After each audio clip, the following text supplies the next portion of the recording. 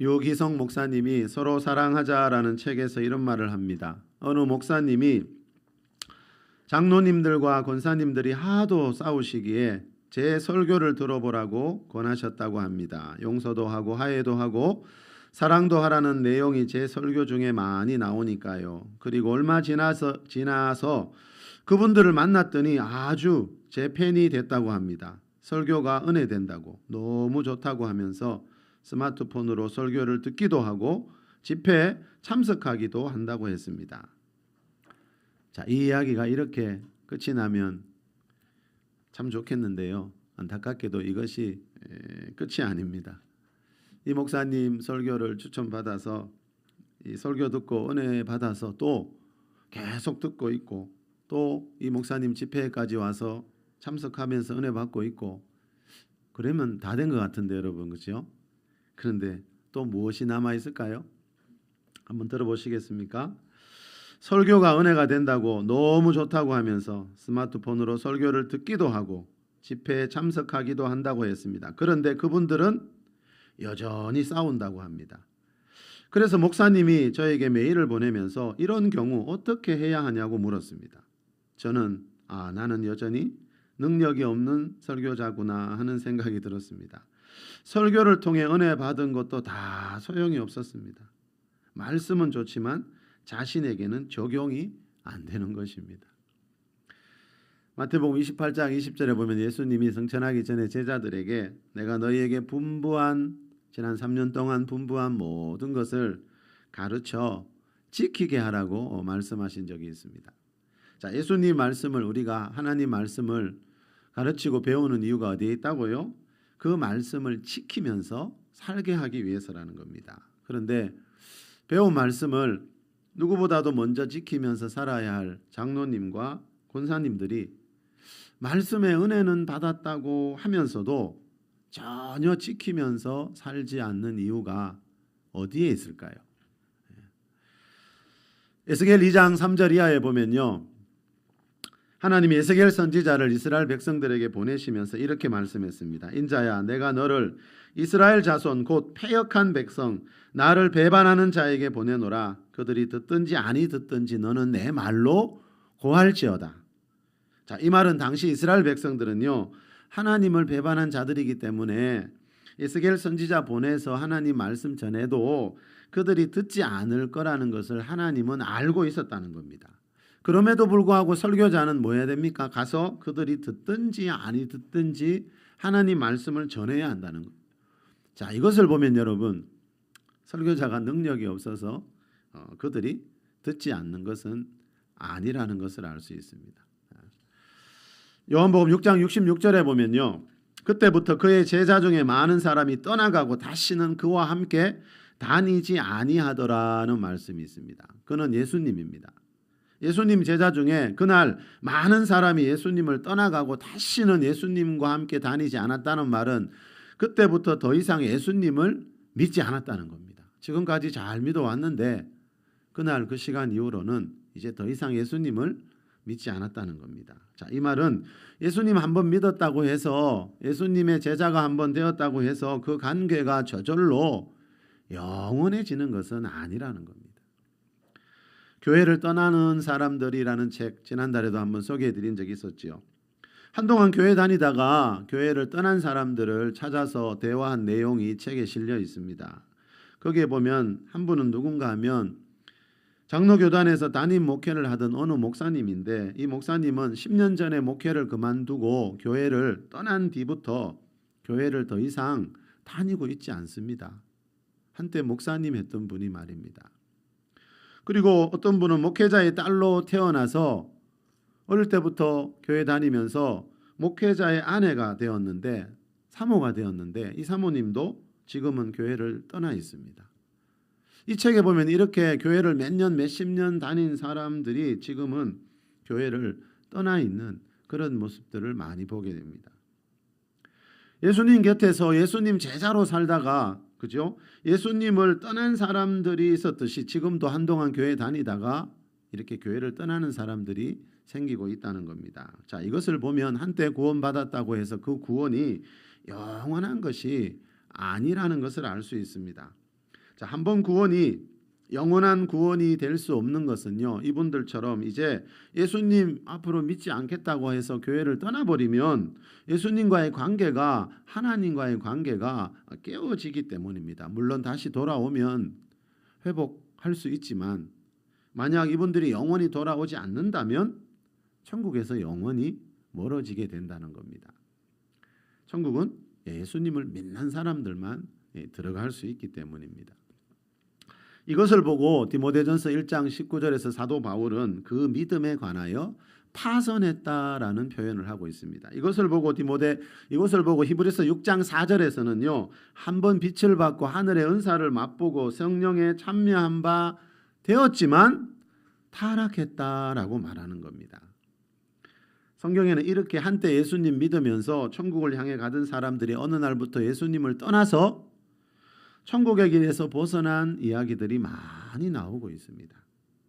자, 예수님 곁에서 여러분 한번 생각해 보세요. 2000년 전에 예수님 곁에서, 그죠? 예수님 설교를 직접 들었고 예수님이 행하시는 그 기적들을 많이 보았는데, 그럼에도 불구하고 예수님을 떠나는 사람들이 있다는 말은 한때 구원받았다고 해서 그 구원이 저절로 영원한 것은 절대로 아니라는 겁니다. 그래서 사도 바울이 빌립보서 2장 12절에서 항상 복종하여 두렵고 떨림으로 너희 구원을 이루라는 말씀을 하고 있습니다. 우리는 구원을 흔히 받았다, 다 받았다 이렇게 생각하는데요, 사도 바울은 뭐라 그랬습니까? 우리는 구원을 받은 사람은 맞지만 그 받은 구원을 이루어 가야 된다라고 말했어요. 자, 구원을 이루라는 말은요, 예수님을 하나님의 아들로 믿을 때 받는 그 구원이 성경에서 말하는 구원의 전부가 아니라는 뜻이지요. 앞으로 우리가 미래에 예수님 오시는 날, 우리가 죽는 날 받아야 할 그때 완성되는 구원이 남아 있다는 겁니다.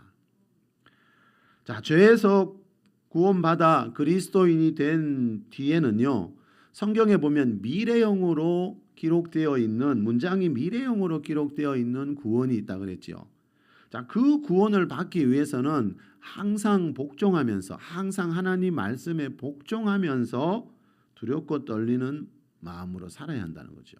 그러면 왜 하필 구원을 이룰 때 두렵고 떨리는 마음으로 이루어 가라 하는가? 그 이유는 뭐라 그랬지요? 여러분, 가룟 유다처럼 한때 예수님 제자였지만, 한때 목사였지만, 한때 사모였지만 믿음이 파선해서 하나님과의 관계가 끊어지는 일들이 어느 시대나 생기기 때문입니다. 그래서 계시록 14장 12절에 보면요, 예수에 대한 믿음을 지키는 자라는 말씀이 나와요. 믿음은 뭐 하는 겁니까? 지키는 겁니다. 언제까지요? 내가 이 세상 떠나는 날까지, 예수님 다시 오시는 날까지 믿음을 지키지 못하는 사람들이 있다는 겁니다. 자, 성경에 보니까 이 하나님을 알게 되고 하나님을 만나서, 다시 말하면 이 믿음이라는 선물을 받은 자들 중에 믿음을 끝까지 지키는 자가 있고 지키지 않는 자가 있습니다. 자, 한 번 구원이 영원한 구원이 될 수도 있다 그랬지. 어떤 사람에게요? 이 믿음을 끝까지 지키는 사람은 당연히 그 한 번 받은 구원이 영원히 이어지게 되지요. 그런데 안타깝게도 이 믿음이 중간에 파선해서 믿음을 잃어버려서 결국 천국을 잃어버리는 그런 사람들 이야기가 성경에는 많이 나오고 있다는 겁니다. 저와 여러분은 끝까지 우리 인생의 마지막 날까지, 예수님 다시 오시는 그날까지 믿음을 지키는 자들이 될 수 있기를 축복합니다. 우리 요한복음 6장 60절 61절 말씀 한번 읽어볼까요? 자, 좀 전에 한때 예수님 믿었던 제자들이 그날 많이 떠났다고 했는데 그 예수님을 떠난 이유가 뭔지 여기에 나오고 있습니다. 우리 요한복음 6장 60절 61절입니다. 시작. 제자 중 여럿이 듣고 말하되 이 말씀은 어렵도다 누가 들을 수 있느냐 한데 예수께서 스스로 제자들이 이 말씀에 대하여 수군거리는 줄 아시고 이르시되 이 말이 너희에게 걸림이 되느냐. 자, 이 말이 너희에게 걸림이 되느냐. 내가 지금 한 이 설교가 너희에게 기쁨이 아니라 마음에 걸림이 되느냐. 자, 이날 많은 제자들이 이 말씀 뒤에 보면 예수님을 떠나는 모습이 나오는데요. 왜 떠났는가 하면 예수님이 요날 하셨던 이 말, 요 설교가 많은 제자들에게 걸림이 되었어요. 여러분, 하나님 말씀 여러분도 경험해 보셨지요? 설교를 듣다가 보면 항상 마음이 편안하고 기쁜 것이 아니라 마음에 걸림이 될 때가 있어요. 불편해질 때가 있어요. 우리 마음을 불편하게 하는 하나님의 말씀들이 많이 있다는 겁니다. 이사야 55장 8절에서 하나님이 하신 말씀처럼 하나님이 이런 말씀하셨죠. 내 생각은 너희 생각과 다르다. 예. 여러분, 하나님의 생각은 우리 생각과 다를 때가 많대요. 한번 생각해 보세요, 여러분. 이 세상 만물을 창조하시고 사람의 영혼육을 창조하신 그 창조주 하나님하고 우리 하나님의 피조물인 사람이 생각이 어떻게 항상 같을 수 있겠습니까? 자녀를 키워보신 분들은 다 경험해 보셨지요? 자녀를 키워보다 보면요, 부모 생각과 자녀의 생각이 너무나 다를 때가 있잖아요. 하나님과 우리도 마찬가지라는 겁니다. 출애굽기 20장 8절에 보면요, 안식일을 기억하여 거룩하게 지키라는 말씀이 나옵니다. 구약 시대는 주일을 안식이라 그랬지요. 자, 안식일을 기억하여 거룩하게 지키라는 말은요, 이사야 53장 13절에 나오는 표현대로 하면 안식일에 네 발을 금하여 내 성일에 오락을 행하지 말라라는 뜻입니다. 네 발을 금하여 아무데나 가지 말라는 겁니다. 주일에는 내 성일, 주일은 안식일은 하나님이 보실 때 내 성일 거룩한 날이거든요. 그날은 세상 오락을 행하지 말고, 자, 주일에 여러분 내가 가고 싶은 대로 막 다니지 말래요. 하나님이 주일에 쉬면서 좀 즐기고 싶은데 세상 오락 즐기지 말래요. 뭔 말입니까? 이런 말 처음에 들으면 누구나 다 마음에 걸림이 돼요. 야, 이래가 하나님 믿겠나? 하고 싶은 걸 못하게 하네. 절제하라고 하네. 왜 그렇지요? 주일은 주님이 보실 때 내 성일, 주님의 거룩한 날이거든요. 주일은 주님의 날이거든요. 김양재 목사님이 가정아 기뻐하라는 책에서 이런 말을 합니다. 주일에 일부 예배나 새벽 예배 드리고 골프장에 가는 장로와 안수 집사님들이 많다고 합니다.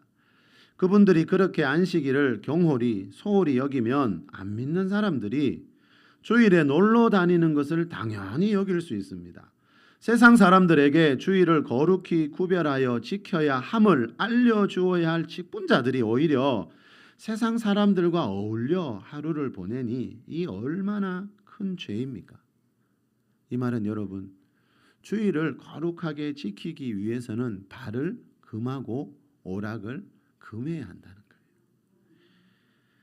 여러분, 주일에 예배 드렸다고 해서 그 주일 성수한 게 아닌데 요즘은 그렇게 생각하는 경우가 참 많더라고요. 여러분, 주일에 교회 와서 예배만 드렸다고 해서 그거를 주일 성수라고 하지는 않는데 그거는 주일 성수의 일부분이거든요. 자, 우리가 하나님 앞에서 정말 주일 성수를 온전하게 하는 사람이 되고 싶다면 주일 예배 드린 후에 내가 지금 가지 말아야 할 곳에 가고 있지 않은가 반드시 점검해 봐야 된다는 거죠. 발을 금하고 오락을 금하라 그랬잖아요. 자, 그리고 요 말씀 바로 뒤에 이런 말씀이 또 나와요. 안식일을 일컬어 즐거운 날이라 여호와의 성일을 존귀한 날이라 하여 이를 존귀하게 여기고 사사로운 말을 하지 아니하면 네가 여호와 안에서 즐거움을 얻을 것이라. 자, 우리가 발을 금하고 오락을 금하면요, 그날 정말 재미없고 따분한 하루가 되는 게 아니고요, 여호와 안에서 즐거움을 얻게 될 것이래요. 여호와 하나님이 주시는 어떤 즐거움을 경험하게 될 것이래요. 세상에는 쾌락이 있지만 여호와 하나님 안에 있는 즐거움이 있대요. 성령님 안에 있는 희락과 평강이 있대요. 자, 이 여호와 안에서 즐거움을 얻게 된다는 말은 요한 3서 1장 2절 말씀처럼 우리가 예배를 드리게 되면 먼저 내 영혼이 잘 되게 되고요, 내 영혼이 잘 되는 만큼 범사가 잘 되고 몸도 강건해지는 그런 삼중 축복의 즐거움이 뭔지를 알게 된다라는 뜻입니다. 하나님이 하나님을 예배하는 자들에게 주시는 즐거움, 이 삼중 축복의 즐거움을 꼭 누리는 여러분 되시길 축복합니다. 자, 주일 성수는 여러분 대부분 다 아시지만 신앙생활의 기본 중의 기본인데 이게 참 좀 전에 이 김양재 목사님 말씀처럼 교회를 오래 다닌 분들도 이게 잘 안 될 때가 너무나 많습니다. 그러다 보니까 영적으로 더 자라지 못하고 하나님과의 관계도 더 깊어지지 못하는 그런 일들이 참 많습니다. 자, 주일 성수는 신앙생활의 기본 중의 기본이기 때문에요. 이 주일 성수가 반드시 되어야 이 삼중 축복의 길로 들어설 수가 있다는 겁니다.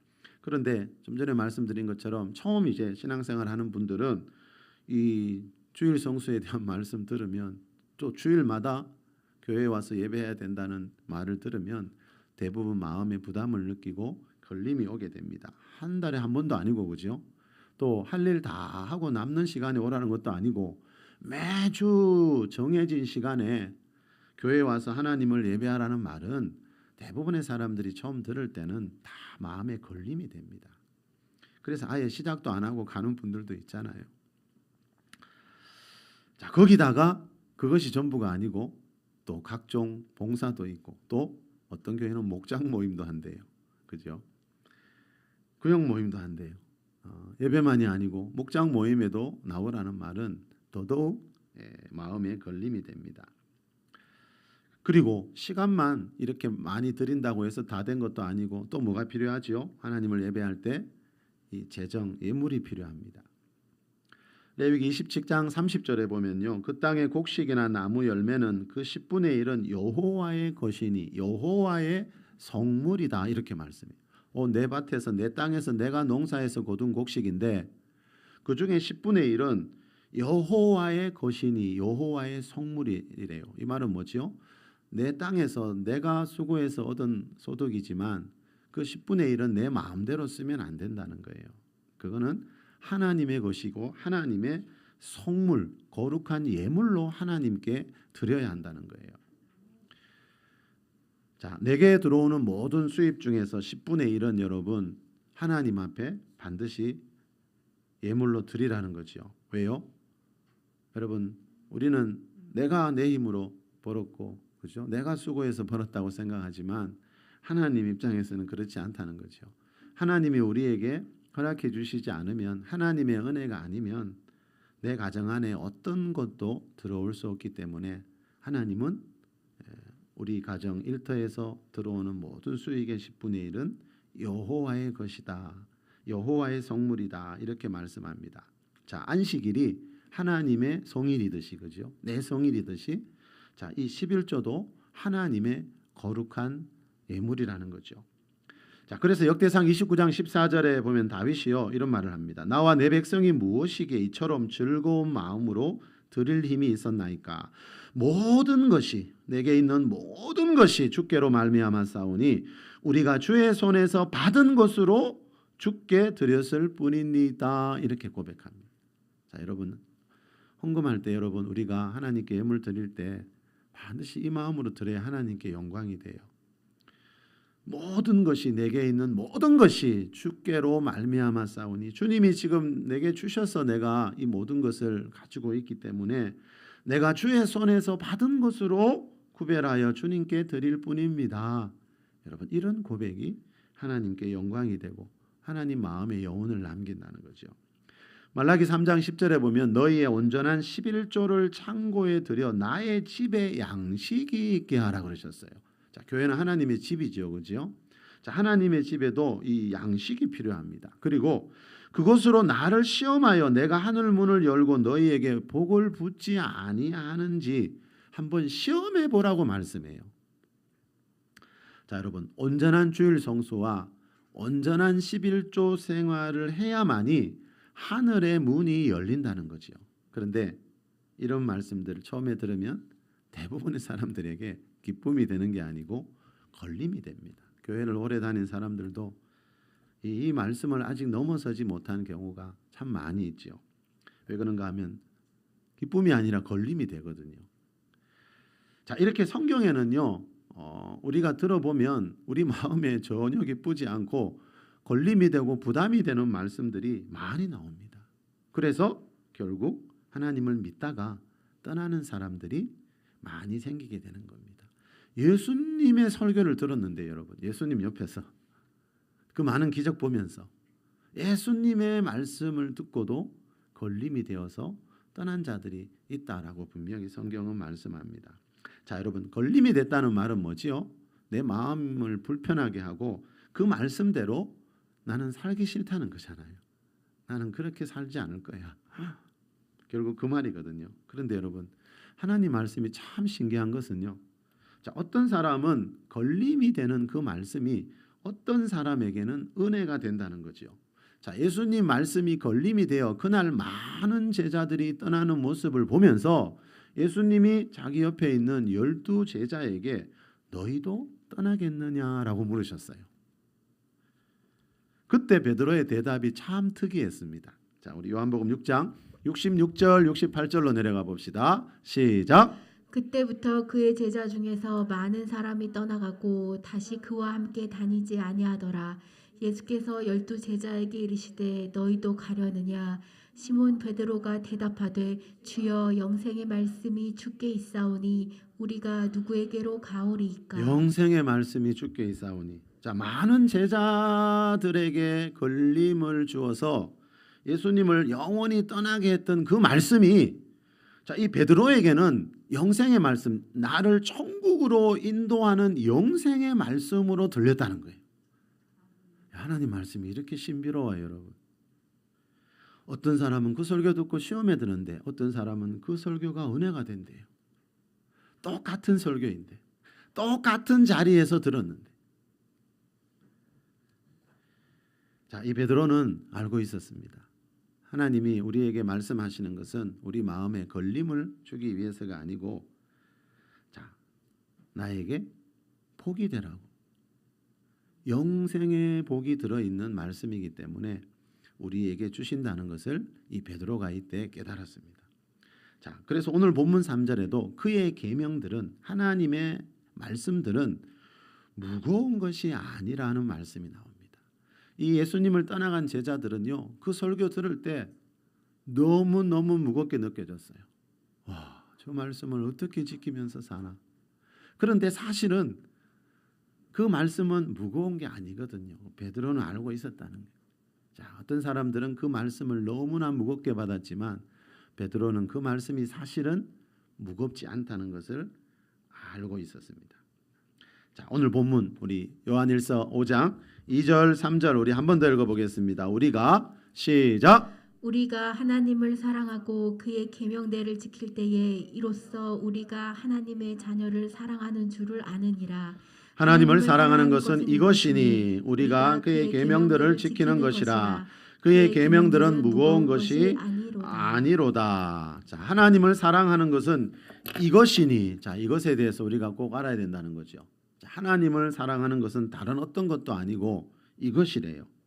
자, 이것을 보면 그 사람이 정말 하나님을 사랑하는지 아닌지 알 수 있다는 거예요. 여러분, 좀 전에 말씀드린 것처럼 한때 목사였고 사모였던 분들이 교회를 떠나는 것을 보면 목사와 사모라는 직분을 갖고 있다고 해서 그 사람이 다 하나님을 사랑하는 것은 아니라는 것을 알 수 있습니다. 자, 그 사람이 하나님을 사랑하는 증거는, 자, 이것입니다. 이것이 뭡니까? 우리가 그의 계명들을 지키는 것이라. 자, 우리 한국 교회 참 안타까운 것 중에 하나가 이 오직 믿음에 대한 오해라 그랬죠. 대부분 오직 믿기만 하면 된다고 아직도 그거 하나만 붙잡는 경우들이 참 많더라고요. 예. 그런데 여기서는 뭐라 그래요? 하나님을 사랑하는 것은 오직 믿음이 아니고 그분의 계명을 지키는 것이라고 분명히 나오고 있습니다. 자, 예수님을 처음 하나님의 아들로 믿을 때는 어떤 계명도 행할 필요가 없다 그랬죠.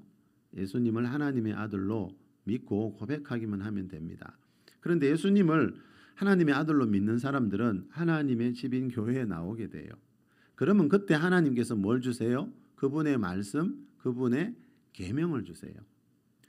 그래서 교회 안에는 어느 시대나 두 종류의 사람이 있다 그랬죠. 하나님의 말씀을 지키는 사람이 있고 지키지 않는 사람. 자, 하나님을 진정으로 사랑하는 사람은 다른 사람이 아니고요, 하나님의 계명을 지키는 자라고 분명히 말씀하고 있습니다. 자, 우리가 하나님을 사랑하게 되면 하나님의 계명을 지키게 된다는 거예요. 그의 계명들은 무거운 것이 아니로다 그랬죠. 자, 하나님을 사랑하게 되면요, 그분의 계명이 전혀 무겁지 않게 느껴져요. 그래서 사랑이 중요한 겁니다. 자, 우리는 하나님을 단순히 살아계신 분으로 믿기 위해서가 아니고요, 그분을 사랑하기 위해서 교회를 지금 다니고 있다는 거죠. 그분을 사랑하게 되면 그분의 계명이 전혀 무거운 것이 아니라는 것을 알 수가 있습니다.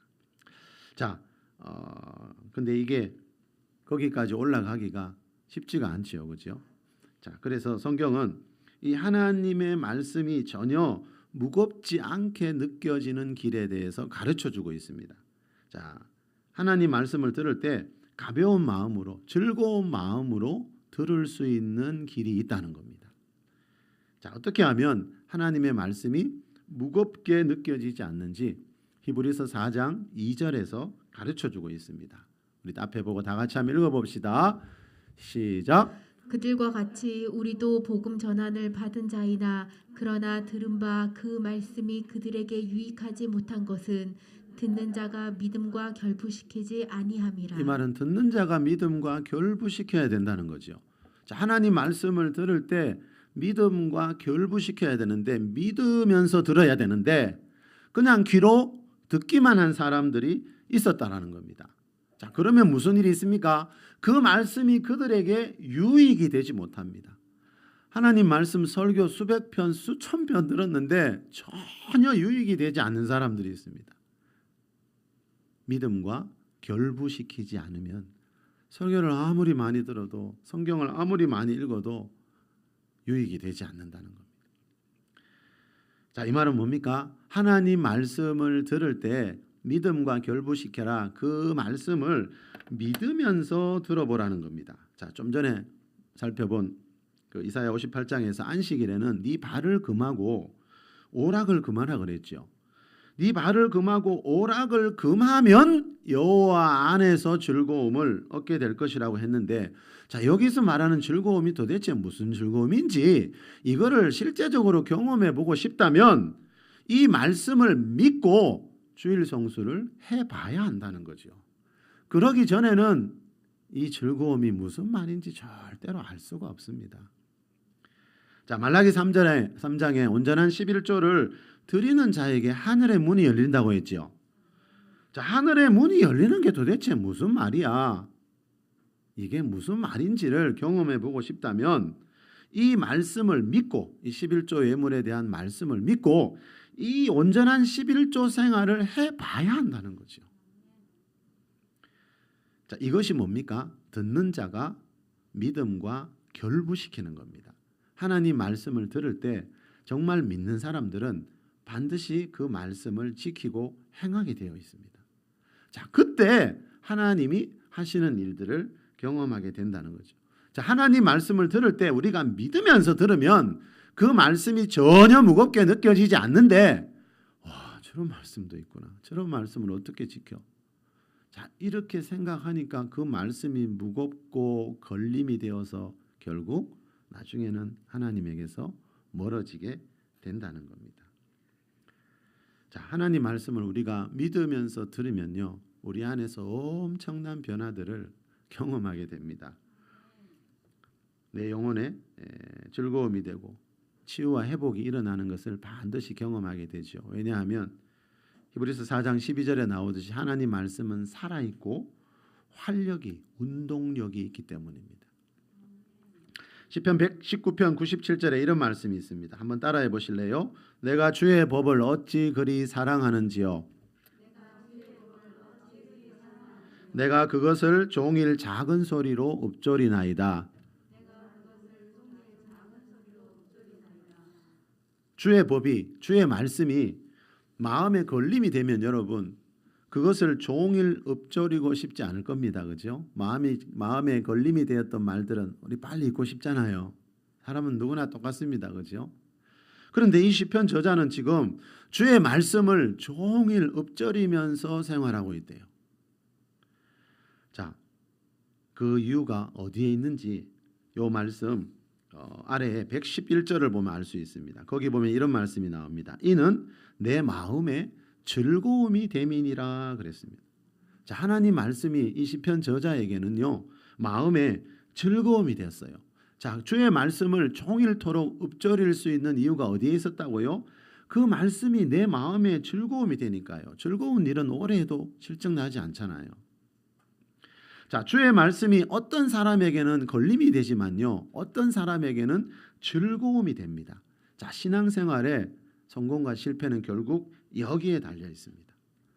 자, 주의 말씀을 들을 때 여러분, 내가 그 말씀을 믿음으로 들으면요, 아멘 하면서 들으면요, 그 말씀이 내게 즐거움이 되고 소망이 될 수 있는데, 그 말씀을 내 인생의 걸림으로 생각하게 되면요, 자, 이런 즐거움이 뭔지를 전혀 알 수가 없다는 거죠.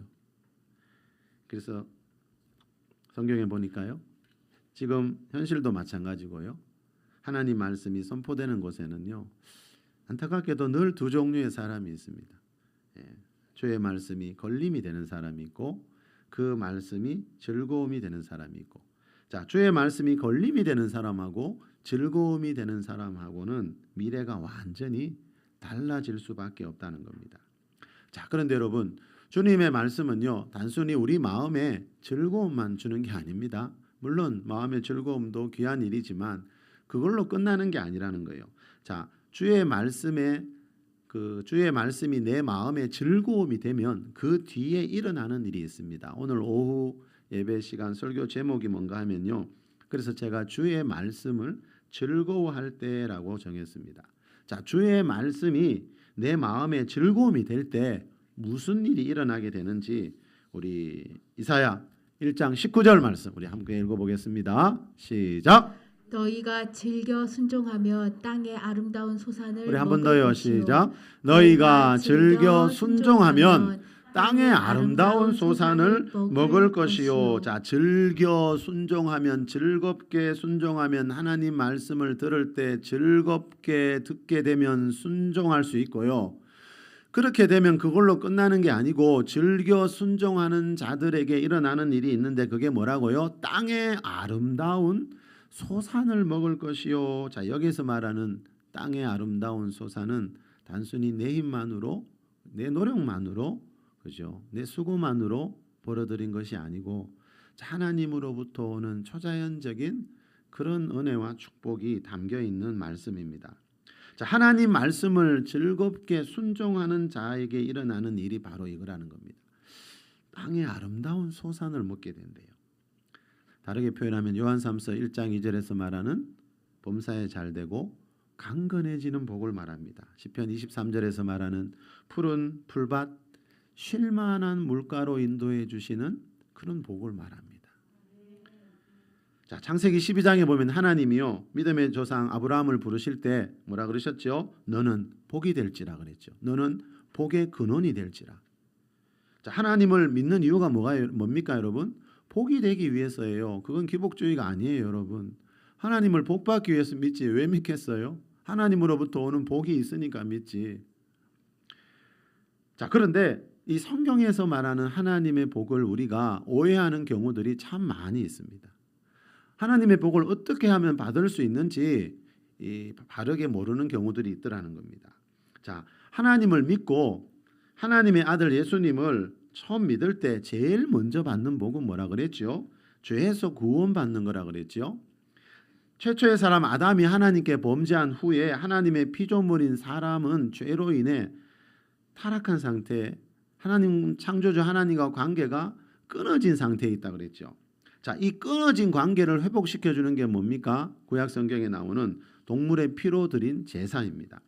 자, 이 동물의 피는 우리 죄를 위해 십자가에서 흘리게 될 예수님의 피에 대한 모형이고 예표라 그랬죠. 예수님이 내 죄를 위해 십자가에서 피 흘려 주신 하나님의 아들이라는 것을 믿을 때 받게 되는 복은 뭔가 하면요, 다른 어떤 것도 아니고 이 최초의 사람 아담이 물려준 원죄에서 구원받아 하나님과의 관계가 회복되어 하나님의 자녀 백성이 되는 겁니다. 무슨 말인가 하면 사람들이 하나님께 받고 싶어하는 복들이 다 있잖아요, 누구나. 재정적인 축복이나 현세적인 축복들. 자, 그런 축복들은 예수님을 하나님의 아들로 믿고 교회 다니기만 하면 다 받는 것이 아니고 예수님을 하나님의 아들로 믿고 교회 다닐 때는 죄에서 구원받는 복을 받는다니까요. 자, 그러면 그런 복들은 어떻게 해서 받느냐? 이것에 대한 오해가 교회 안에 너무나 많더라는 겁니다. 자, 우리 모두가 원하는 재정적인 축복이나 현세적인 축복들은 예수님 믿고 교회 다닌 그것만으로 받는 것이 아니고요. 예수님 믿고 교회 다닌 뒤에 하나님이 하나님의 말씀을 그의 계명을 주시면 그의 말씀에 즐겨 순종할 때 받게 된다는 겁니다. 자, 교회를 몇십 년 다닌 분들이 참 안타깝게도 교회를 떠나는 일들이 참 많다 그랬죠. 자, 그 말의 의미 중에 하나는 뭔가 하면 그동안 받은 복이 없다는 거예요. 교회를 몇십 년 다녔는데 받은 복이 없으니까 떠나지. 여러분, 복이 매달 새로운 복을 받고 있어 봐요. 떠나려 해도 안 떠나지요. 그래서 교회를 떠난다는 것은 결국 자기 성경에서 원하는 약속되어 있는 이 복을 받지 못했다는 뜻이고요. 복을 받지 못한 이유는 하나님을 믿지 않아서가 아니고 예수님을 믿지 않아서가 아니고 예수님 믿는 자들에게 하나님이 주시는 그 말씀을 즐겁게 순종하지 않았기 때문이라는 거예요. 하나님 언약의 하나님이잖아요. 자, 즐겨 순종하면 누구나, 이 말은 어떤 사람이라도 땅의 아름다운 소산을 먹을 수 있다고 성경은 분명히 약속하고 있습니다. 그래서 하나님 말씀 들을 때 그 말씀이 믿어지고 그 말씀이 은혜가 되고 즐거워지는 것이, 그래서 제가 늘 최고의 축복이라고 말씀하고 있는 겁니다. 자, 끝으로 김양재 목사님이 가정아 살아나라는 책에서 하는 말 한 가지만 소개해 드릴게요. 이 목사님이 이런 말을 합니다. 140여 년 동안 널브러져 있던 예루살렘 성벽처럼 집집마다 가계의 저주처럼 내려오는 오랜 사형과 중독이 있습니다. 그러나 느헤미야 한 사람으로 인해 52일 만에 성벽이 중수되었듯이 말씀을 듣고 순종하는 한 사람이 중심을 잘 잡으면 가계의 저주가 끝나고 생명의 역사가 시작될 것입니다. 자, 여러분, 이 말은요, 느헤미야서에 나오듯이 느헤미야 한 사람이요, 하나님 말씀 듣고 순종해서 예루살렘 도시 전체 역사가 새로워졌다면 그 가정에서 말씀을 듣고 순종하는 한 사람이 있으면 그 한 사람 때문에 가문 가정의 역사가 새로워질 수 있다는 거예요. 하나님의 계명은 무거운 것이 아니고 내가 종일 읊조리면서 살아도 될 만큼 가볍고 즐거운 것이라는 것을 아는 그 한 사람을 하나님은 찾고 있다는 겁니다. 땅에 아름다운 소산을 부어주시기 위해서입니다. 하나님 말씀을 들을 때 여러분, 믿으면서 믿음과 결부시켜서 듣게 되면 우리가 생각하지 못한 그런 초자연적인 하나님의 역사들을 경험할 수 있습니다. 자, 여러분, 우리도 하나님 말씀 들을 때 믿음으로 즐거워하면서 그 말씀을 들어서 그 말씀에 순종하는 자들이 될 수 있길 바랍니다. 그래서 하나님이 주시는 땅의 아름다운 소산을 날마다 먹으면서 복된 삶을 살아가는 우리 모두가 될 수 있기를 예수 그리스도의 이름으로 축원합니다. 잠시 기도합시다, 여러분. 하나님 복 받